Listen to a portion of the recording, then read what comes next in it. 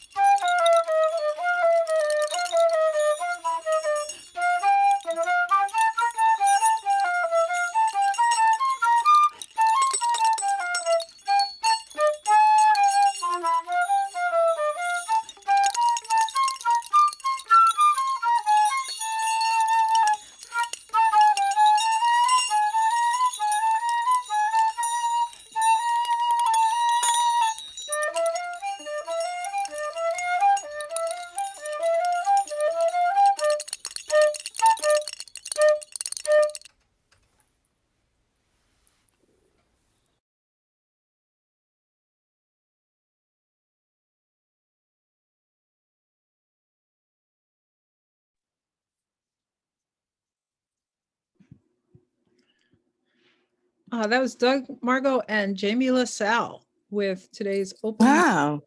Yeah, thank you so much. That was called Oh, yay.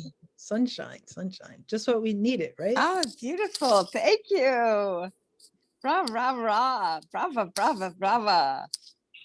Thank you very much for listening.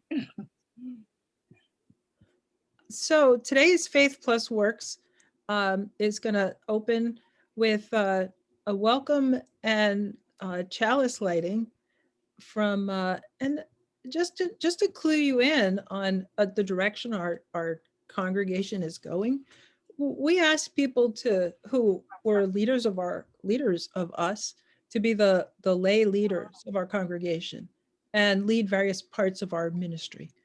And so it's been thrilling to us to watch two of our leaders, Frank Bars and Charlie Wyrene, move into real true spiritual leadership of our work. And so we've been in conversations with them about them becoming our actual ordained ministers. And so I think they're trying on these roles for size, although we're sure it fits. And so I'd like to welcome our possible new Reverend Frank Bars to give us an opening words. Thank you. Yeah, this is all very new, and although I've been involved with this for a long time, taking on such a monumental role is well, we'll see how it goes. But I'm excited about it, and the last few years with Hub and working with everyone has been very rewarding. So my role today is to light our chalice and kind of give us a little centering for getting started and our talk today. So welcome, good afternoon, and welcome to everyone to our February Faith Plus Work service. As most of you know, probably all of you know, it is part of our Unitarian Universalist tradition to light the chalice to mark the opening of our worship together. So the light helps to bring focus to our time together. And as I'm about to do that, I'd just like to relay some thoughts that I've had about the talk this afternoon that Aya will be giving. So every Wednesday and Saturday evening, people gather on Nokomis Beach in Florida to drum and watch the sunset over the Gulf. It is a place I have vacationed many times, and I look forward to returning there someday. Some nights there's a handful of people, and other nights there are many dozens. The drumming ebbs and flows like the nearby surf. The sound changes as drummers of all ages interact and connect with one another. At its crescendo, it transforms the beach into this amazing partnership between human intention and the beauty of nature's daily occurrence. The music can be heard near and far. Even on cloudy days when you cannot see the sun go down, people still gather at the appointed time to celebrate the day's passing. And if it's raining, they may drum under cover of the pavilion, making a completely different sound. And so I light this chalice in honor of human intention and purposefulness in making place and celebrating who and where we are.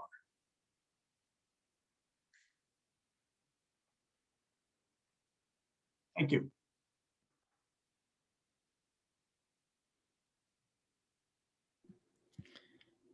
Thanks, Frank. That was great. Thanks so much. It was really lovely to think about the beach.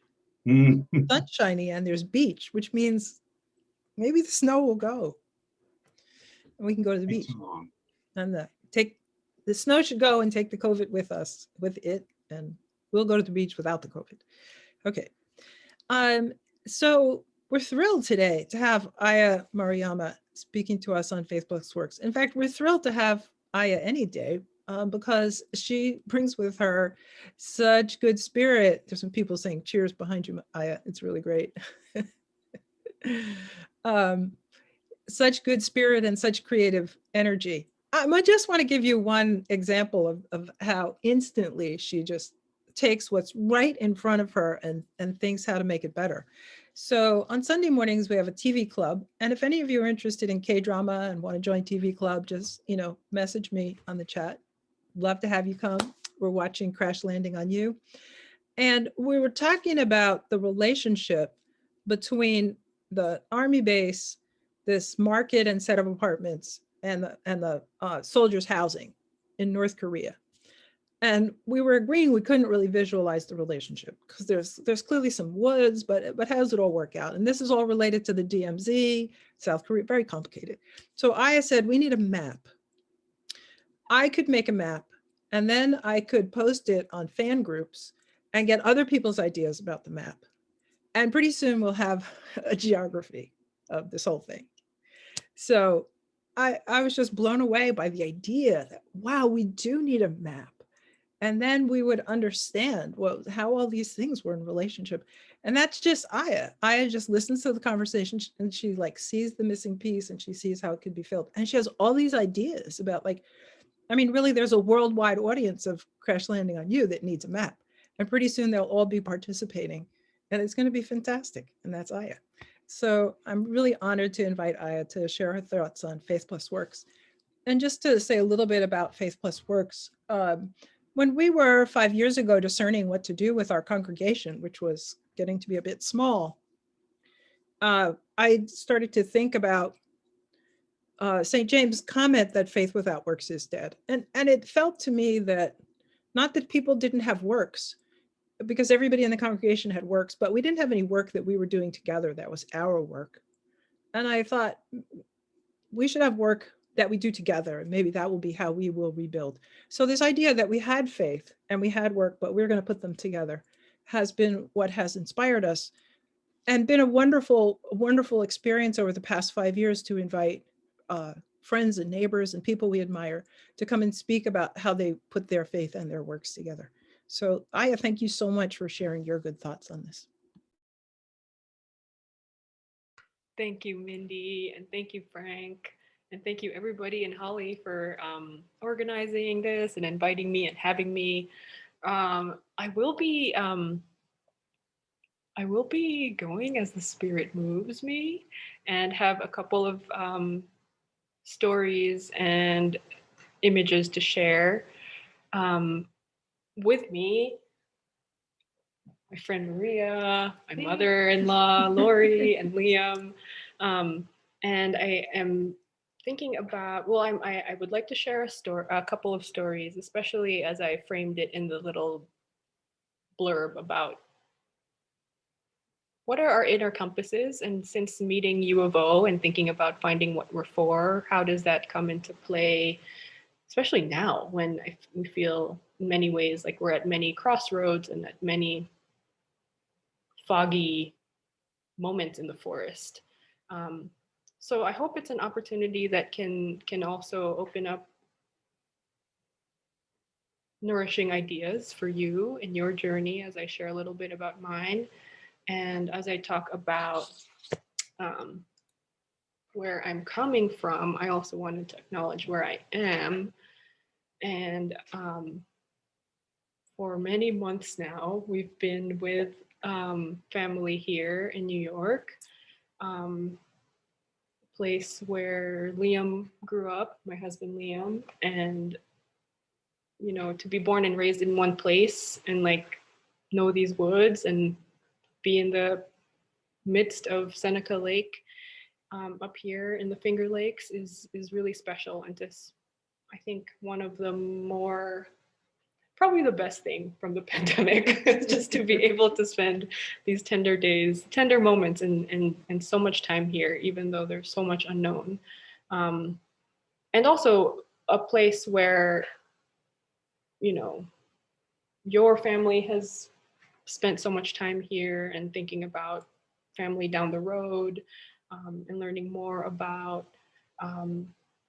the geology, the geography, the politics, and also the really rich history of land and farming, and the Haudenosaunee Confederacy, and you know, the Seneca people, and just trying to be in place and context, but also try to think about where to go, has been such a constant toggle between, yeah, being present and looking into the future and trying to tap into your past. Even when it comes to like job searching, you're like, what are the things that I've done that can validate me for the things I'm about to do, or like can convince somebody that I'm able to do something, or even convince myself, which is sort of the next step. So I just wanted to share that context, that I'm also in a transitionary space of thinking about work. And so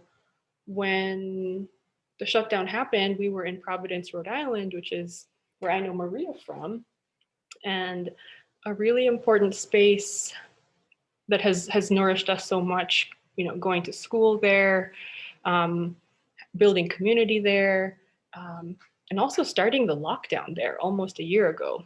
And I think that's the moment too where we started to say things like, I mean, collectively too, it's not just me, of course, but we started to say things, we have to have so much faith in these uncertain times. And like in these uncertain times became this, you know, such a repetitive phrase, to the point where we started to question, you know, like, haven't things always been uncertain? Do we always feel like we have control? Are there things that were guaranteed? You know, a lot of surprises and changes happened along the day, even before the pandemic, along the way, even before the pandemic. But somehow this time makes us feel even more vulnerable or more confronted with the fact that there's so much unknown. So I wanted to talk a little bit about the practice of prayer in my life and how it has sort of unfolded and how it's sort of evolved. And I have this other camera. Can everybody see this other camera here with the paper I just slid in? Maybe it can be a little bigger. Can I pin that? How should I do that, Aubrey? Or Well, I think Holly or Doug is masterminding this. Maybe Holly. Holly, maybe you can spotlight it. Yeah, Maybe absolutely. Or I yeah. can spotlight it. Is that good? Yay. Okay. Great. Everyone see it? So, well, sorry. This is where I was born. And this is where I am now. And this is where you are. This is where we're right here, right now. Wow. And before that, things happened. And after that, things are going to happen. And so I wanted to share a little bit about where I was, where I was born. Wow. I was born in Angola, Luanda, Angola. And my mother came from the Philippines. Kind of looks like that. And my father was born in Japan. Can you hear me? Yes. Yes. The two of them had been born and raised in the same place, and in many ways were the only people in their family who moved away. All of my Japanese relatives are in Japan. All of my Filipino relatives are in the Philippines or the US. And together they met in Angola. I don't know if you can see that. I have this book that my mother-in-law gave us before we got married. And I just wanted to share a quick image here. Can everybody see this? So this is a little news article from the Asahi newspaper announcing my birth because I was the first Japanese national born in Angola. And I've tried to see who else is born in Angola, but it's hard to find birth records about other people born in places. So I just wanted to share a little bit about my parents and again, where I'm coming from and who I'm coming from, because that is a big part of my internal navigation system. And so one of the things that happened was that's of significance is that I was named Ayako by my dad, and my mom had all kinds of names for me ready, but their what's the word, agreement, or where they came to an understanding was that, okay, if she has a Japanese name, then then she has to be baptized. I think my mom was gonna have that any other way, but it was interesting that that became the case. So this is a page, one of the first pages in the book, and this is my name, and this is Liam too, because that's the opening page. But that's sort of like my opening story, was having a multicultural, multi-faith upbringing, and how that has sort of played into my life. And of course, since then, I had a sister who was born 3 years later, and also has been a huge part in my I'm gonna find that photo. A big part of my faith too. Where is it? I think that we've both, been very much raised Catholic and Shinto Buddhist, but with my father having that tradition, being born and raised in Japan with traditions that are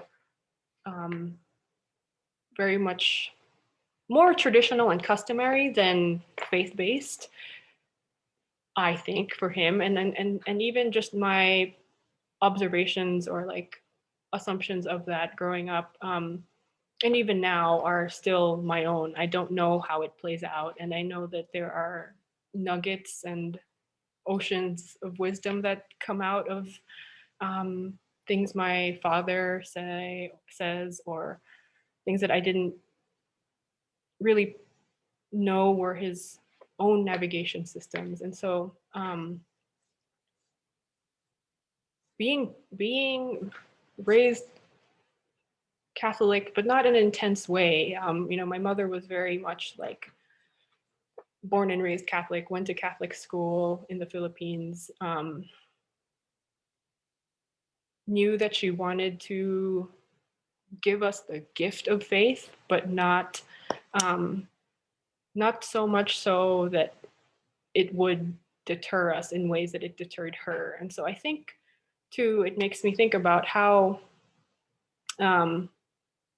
we inherit stories, and how we inherit practices, and how we inherit beliefs, and how we're given these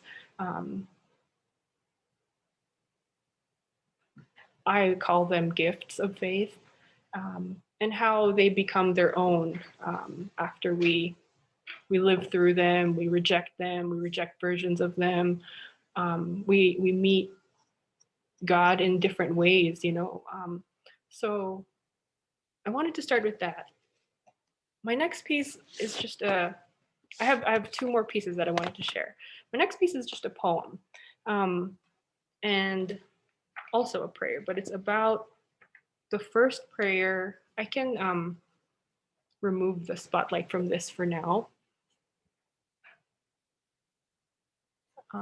We can go back to gallery or however. So here it goes. It's very, very short. Wawa, you taught me my first prayer. We slept side by side. The electric fan blew and the fluorescent lights turned off. The bedsheet was the blanket. Your arm was soft and cool to the touch. Angel of God, my guardian dear, to whom is loved, commits me here. Ever this day, be at my side, to light and guard, to rule and guide, Amen. This was the first prayer I learned and was taught before bed, and by my grandmother, who I knew for a few years, but still think of every day. And she passed away when I was 6. And we were living in Mozambique when she passed away, which also had its you know, I traveled back to that time and place, and when my mom found out, and how that happened over the phone, and how we immediately like went on this quick journey back to the Philippines.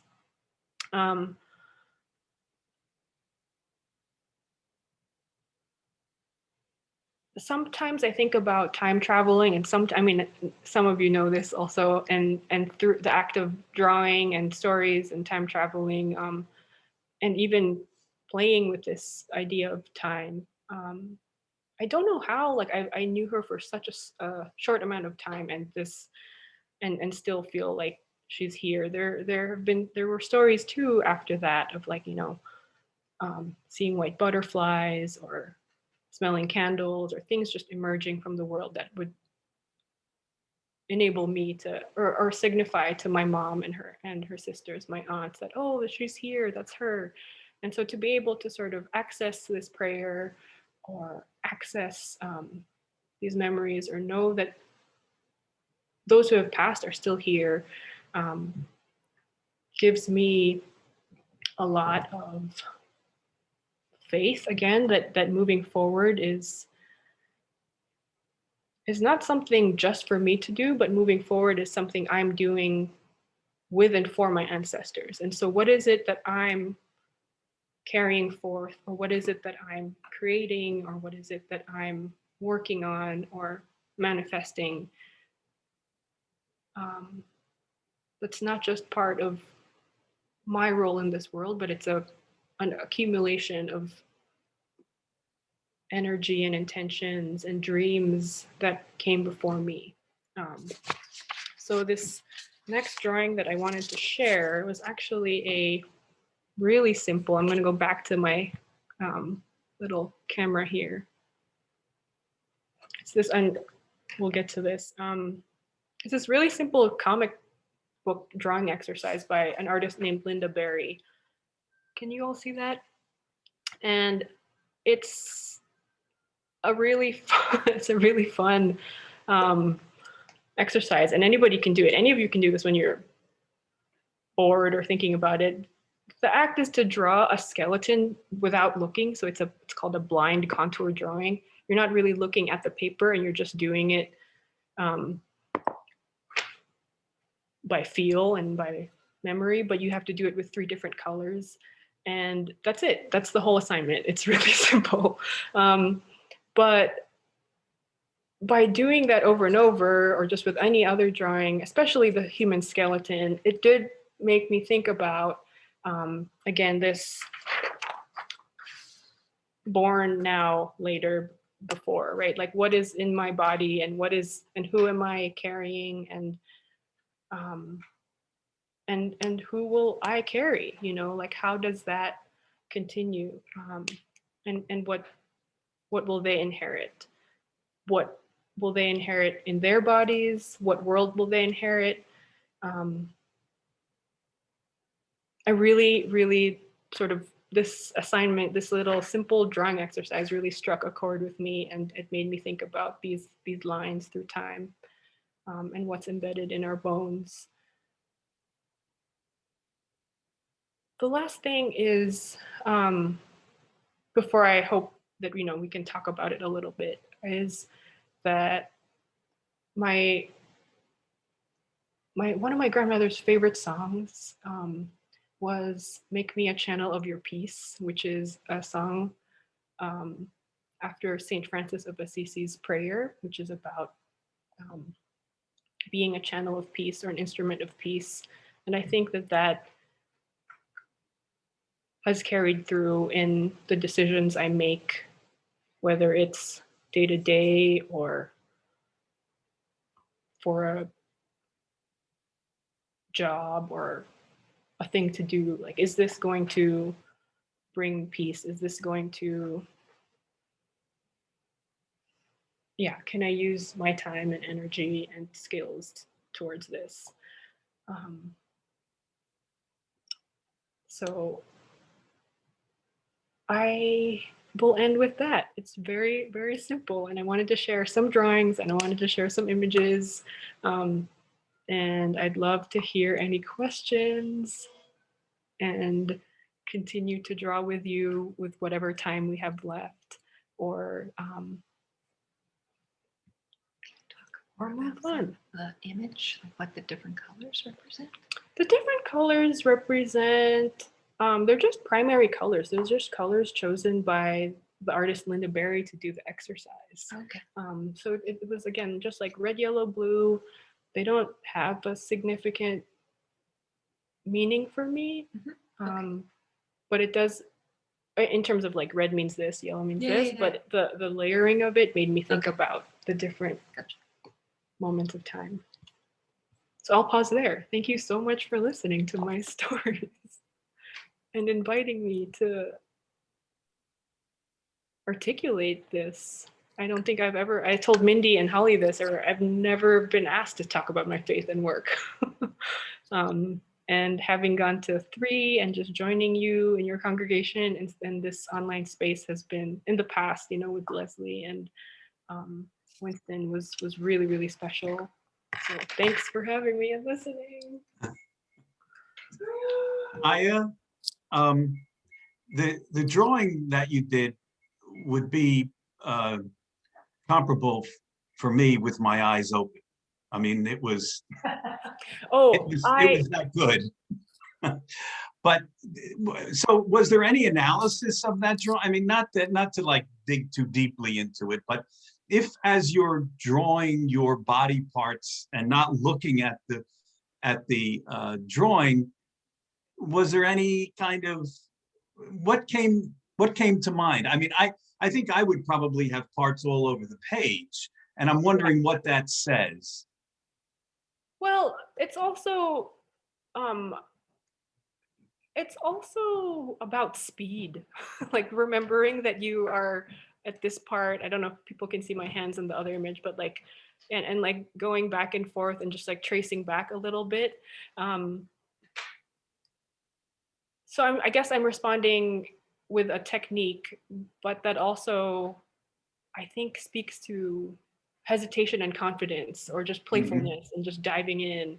I have so much confidence in drawing, and I really like Linda Berry because she undoes that. And well, she doesn't make you not confident, but she like helps you find your own line and helps you find your own images and pace, and you know, emphasizes when you like draw a scene from a memory, like include your whole body, no matter what it looks like, and has like a very like beautiful, simple, like bubble way of drawing bodies. She's like, don't do stick figures. You have to have volume, right? You're not just, so she'll just draw something like this, which is something that she got from her student, and starts to put like, you know, and then you add features that are like you. So, does that speak to some of the things you were talking about? Yeah. Since Aya likes to drawing, somebody out there, I'm sure, maybe Holly, knows how to spotlight too. I know Doug does, but I don't know if Doug can get to the controls. Maybe we can spotlight Aya and her page. Also, Aya. Yeah. Whoa. Whoa. Thanks, Holly. I have a question. Hi, Janice. Hi. Thank you. That was beautiful. I was just wondering, like, your mom and your dad both passed faith onto you, obviously, but it was pretty amazing to hear like their different faiths, and like if there was one or two, I don't know what the word is, value or ideals that you got from each of them, or something that, you know, you could share with us that they both taught you, or I don't, yeah. Thanks. That's a great question. I think that though my father doesn't refer to God, he's always shared and felt and spoke about a force that's larger than us or beyond us, both not just in size, but in like time and just being, beyond and greater than us. And I think that that's something that I drew as a parallel as a child, and other things too is so much about the people around you and how you treat each other and how you move through, I think, through the world with, like, you know, starting with your sibling and starting, you know, and thinking about your peers and your classmates and just like those concentric circles and how you treat one another. I think that there's similarities there. And also, look, now that I'm at this point in my life, like just like thinking about our elders or our grandparents, like they, after in this map, you know, I did not include that after we lived in Luanda, we moved back to Manila, or actually Tokyo and Manila, and then back to Africa in Mozambique, and then we moved to Denmark. Oop, this is Western Europe. And then back to the Philippines, and then I went to school over there in the US. On the East Coast, like as far as I could go. Not that I was trying to go as far as I could go, but yeah, this was, I'd lost my train of thought, but just thinking about, throughout the time we lived in these different places, every year, because of my parents' work, we were able to go back to Japan and the Philippines at least once a year to both places to visit grandparents. And so I don't know if that's faith or if that's practice, but and how that falls in, but to me it's so important, and I think it's influences like how I see myself and my role in the world, knowing who and where, who and like the places I come from.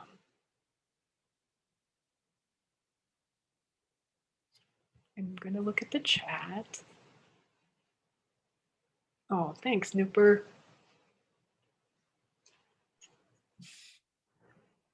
Aya, will you show us another of your favorite spreads from the book? Oh my gosh, yes, sure. Oh, this one's also really great. This is one of the so this is a spread with our grandparents. Oh, Yeah, all our grandparents, all four. Can you see that? yeah, it's amazing. It's amazing. Can I just start? Yeah. Hi. We call this the legacy book, and in them getting married, I decided to make this, and I knew Aya's family some, but reached out to them, and they loved the idea, and they sent all of these pictures of her ancestors. We have wedding photos of my parents and Liam's grandparents and Aya's grandparents. And then they sent all the names of all of these people that I had to keep track of in the legacy book, but all of the ancestors, you know, the first two generations back are in the book. And it's one sweet. Yeah, and this is one with great grandparents. I don't know if you can see Maria. But yeah, this was a project and continues, and continues to be shared.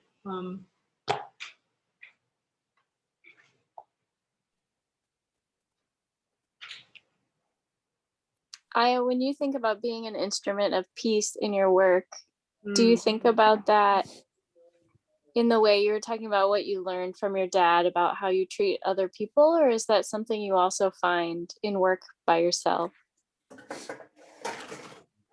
That's a great question. yeah, it's still something to discern, and like I don't really think about that, right? Like it's always like in service of others or thinking about creating it, and like yeah, to create peace for oneself isn't my priority. I don't know. It's not something that I'm like aiming to do in the same way that the way that this feels framed to me, or like being a channel of peace, like feels like it moves through me, right? Like you think about like the Holy Spirit moving through me to do things that need to be done. And so I definitely need to nourish that part more. So it's a really good question, Aubrey. Because how does the instrument work? How does it continue to do that? Hey, Aya, it's Charlie. Hey, Charlie. How are you? Oh, so good to see you. It's really great to see you too. And thanks for such a great conversation or a great talk. I just want to, I guess I was wondering if being in Haudenosaunee land has made you even think about sort of, I think it's super relevant for like a 7 generations theory and like thinking about before and after. And I'm Utica, so not too far away, but yeah, I don't think I had thought about it as much when I was growing up there, and feel like it's been a conversation talking about yeah, kind of in indigenous lands and recognizing, oh no, popcorn. But yeah, just wondering if that's been if that's been something you've been thinking about, being up in the Finger Lakes and exploring up there, and maybe Liam's family has thought about it more than I have or my family has. But like, yeah, it's cool. I just think it's a really interesting place to be having a conversation about ancestors and future generations. Geography, you're in geographies where that's been talked about for way longer than we've been, I guess, thinking or talking about it, I guess. So yeah, just wondering if that's been on your mind at all while you're up there, if that's influenced it at all, or how, if it connects. Thanks, Charlie. I still feel like I'm learning from afar, even though I'm trying to be here. Or one beautiful line that Rob shared, and sort of like, you know, we did there are some woods here that are really, really special. And Rob is my father-in-law. I'm thinking about, I forgot what the line was, but it still resonates with me every time I go into the woods. He was like, oh, I find church in the woods. Like that's where I go. And that's something that really resonates with me. There's also a part that, the part of, thank you, Lori. There's also a part of, this is not, yeah, from my mom's side, this phrase called makiagi tabi, which means may I please pass, which is a huge part of our trip. When Liam and I biked from the north to the south of Japan, with a couple of long ferry rides. So we didn't bike the whole length, but I didn't realize how thick Japan, like the spirits feel in Japan, and through, it's such a mountainous country, which is why we realize, so many parts that are populated are so dense. Even in the country, there's this density that you feel. Even rice fields started to feel like density to me, just like human work, human toil, human manipulation of land, and that started to also just feel more like human presence than open space. And so being in the Finger Lakes, where there's a lot of agriculture, I see that and feel that too. It's so curious to also just like imagine, again, like Rob has such a deep knowledge, and Lori being a science teacher, earth science teacher, such deep knowledge of time, even like tens of thousands of years ago, and how this land was, has, since being here last year, has also shifted my idea of where we are in this timeline, right? If anything, it feels like, yeah, so another piece of paper, and being more cognizant of so much time before me.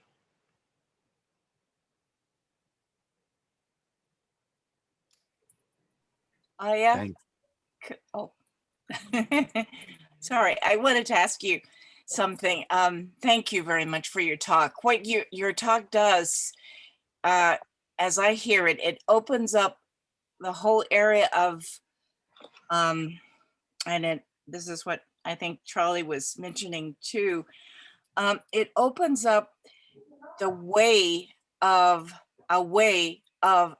placing yourself in terms of time, and by listing your ancestors. I mean, there's a way of, certain indigenous cultures all over the world have, when people begin to talk, they say, my name is Margot, daughter of blah blah, granddaughter of, and on down the line they mention their ancestors. And this is something that certainly a lot of indigenous cultures still do today.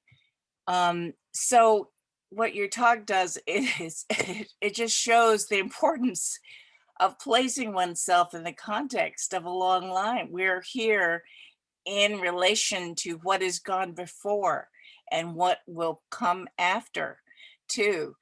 And I think that's important. I mean, most times when people give talks, they don't begin to talk like that. My name is Margot, daughter of Delphine, John, and because who knows them.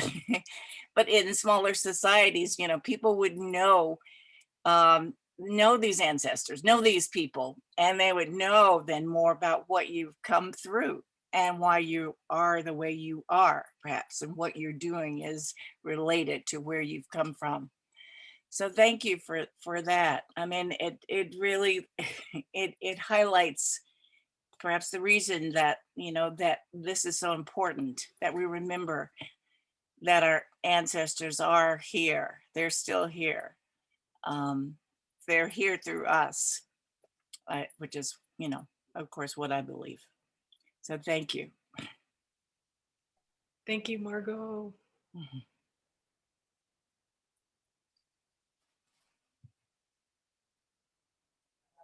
There's so much also to say about what comes after now, right? And especially when we don't know, or when we don't, I mean, it's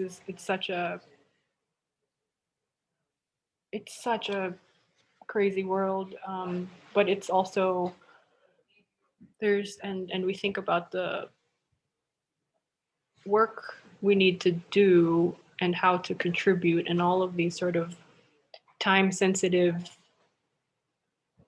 factors in thinking about our environment and our earth and our people and suffering, and I think like the theme of peace and suffering, I think, can be unpacked so much more than I have, and I definitely wanted to spend more time on this part rather than this part, hoping that understanding, and in this time where we can sort of weave what we know from the past, that can just like, it's not a linear thing. It's not like, I was telling Aubrey and Nooper this, but I have this strange tendency to track, or like to understand, or like to remember and to record, and a sense of safety in that practice, and that it just takes me so much more faith to move forward. Yeah, I think there's a real need to of course, in this day and time, to learn from the past, and as a way to move forward. Just simple, as simple as that. I mean, which is something that you think you would do, but which hasn't happened a great deal in this culture. Yeah, it makes me think. I was been thinking with Tim on the 400 Years of Inequality team a little bit about the work that they're doing with this new website, and also just the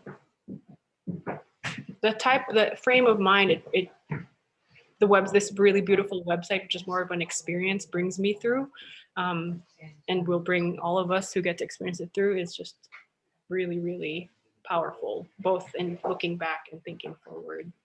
But yes, it's such a evidence of such a beautiful project about remembering.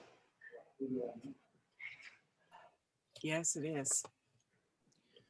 How are we for time? I think we're coming close to closing. And Molly's going to read a poem. Thanks.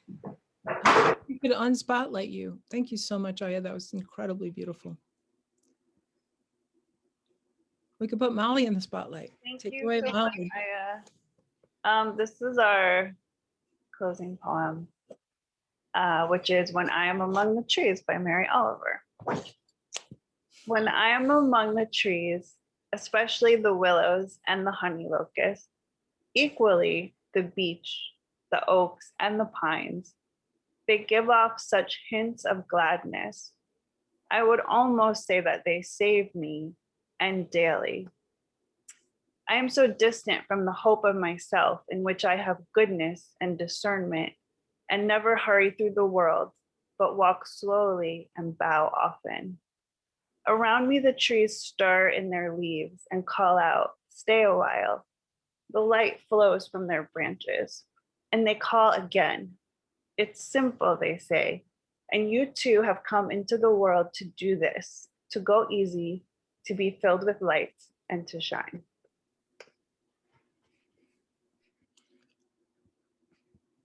That was gorgeous, Molly. That was really gorgeous. I just wanted to share my screen for a second. I think I can. Oh, I have to go back to basic. I took a photo of the headlines of the New York Times. I think you can see this, which were this sort of tension of on this section they have called home, which is, all of us sheltering in place. What are we supposed to do with ourselves? They had this headline, this picture of somebody still in bed under the blankets, and it said, "We're lingering just a little while longer." As I got up at like 10, I was like, wait, that's me. But then they had this other headline, "Unraveling," where I was like, that's me. And then they had this incredible graphic where all these dots are people who've died of COVID, nearly 500,000, 497, and some people have died. And then storms exposing a nation primed for catastrophe. So what an extraordinary set of challenges are before us. And I was so glad to be looking forward to this gathering today. And I'm so grateful to you, Aya, for all the really deep themes that you touched, and Frank for opening our meeting so beautifully, and Margot, Doug, and Jamie for that gorgeous piece of music. I don't know if Charlie is still here. If Charlie would like to say some closing words to take us out. Are you still here? Yeah. Right. Take it away, Charlie. Yeah, so I guess just thank you everybody, and Frank, that was a great opening. Your talk is awesome, and I think, yeah, it's got me. I started trying to say that, but this idea of thinking ahead and behind, I think, is just really important. And yeah, you've just got me starting to think about that a little more. Like Mindy's saying, we've got so much coming in front of us, but I think thinking about all those people who've been behind us, who've inspired us to do all the things we're doing, really came out for me in what you were saying today. And I think I get inspired working and being with all of you all the time, and it's just, yeah, it's great to be here with you all, and to take the time to do these things, and in our way, our first UU way of doing Faithless Works and being together and talking about these things that are so nourishing. So yeah, just thank you, and I guess have a great Sunday. Thanks everyone for being here with us and carrying this on, you know, the day to day, and then recharging a little bit when we get to each month together. It's inspiration that's in the room, and like, it's just great to see and to continue to be part of. So I guess candles out, and it's great being in company with you all. Thanks. Yeah. Thanks, Charlie. Much respect. Thanks, everybody. I'll extinguish now. Good luck. Thanks, Reverend Frank. You're welcome, Reverend Charlie. Hey. We'll see. All right, I'll be well. Yeah. Speak soon. Love you all. Thanks. Yeah, for sure. Bye-bye. Everybody. Thanks, everybody. Thanks, Aya. Thank you. Thank you, Aya. That was wonderful.